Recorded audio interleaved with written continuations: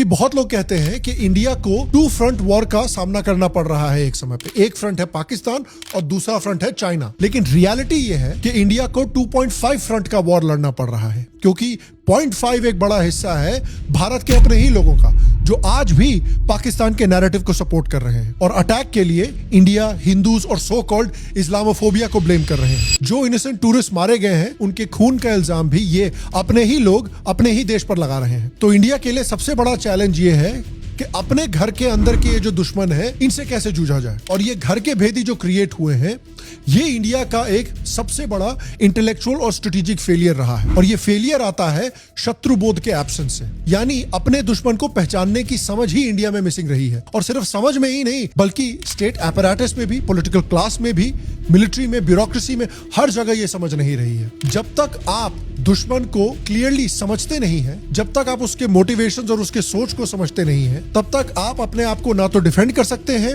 और ना ही जीत सकते हैं। और इसी वजह से इंडिया कभी भी पाकिस्तान को परमानेंटली वैंक्विश नहीं कर पाया है, डिस्पाइट डिफीटिंग पाकिस्तान इन मल्टीपल वॉर्स। और ना ही पाकिस्तान के खिलाफ एक रूथलेस परमानेंट डिटरेंस क्रिएट कर पाया है। बिकॉज वॉर जीतने के बाद भी वो जो लैक ऑफ अंडरस्टैंडिंग है पाकिस्तान की, वो हमारे दिमाग में हमेशा रही है। पाकिस्तान जैसे दुश्मन को भी हमने कभी अच्छे से स्टडी नहीं किया, जबकि वो ओपनली बोलता है कि वो भारत और हिंदुओं का नेचुरल एनिमी है। उन्होंने अपना पूरा देश एक आइडियोलॉजी के ऊपर बनाया है, यानी two nation theory, meaning Hindus और मुस्लिम्स दो कंप्लीटली डिफरेंट नेशंस हैं, दो कंप्लीटली डिफरेंट सिविलाइजेशंस हैं, जो साथ में कोएग्जिस्ट कर ही नहीं सकते। और जब पाकिस्तान अपनी दुश्मनी इस तरह से ओपनली डिक्लेयर करता है, तब भी हमारे देश में ये जो इन्फ्लुएंसर्स हैं, पॉलिटिशियंस हैं, मीडिया वाले हैं, इवन पीएम के फॉर्मर एडवाइजर्स हैं, वो कहते हैं कि नहीं नहीं, पाकिस्तान तो हमारा भाई है।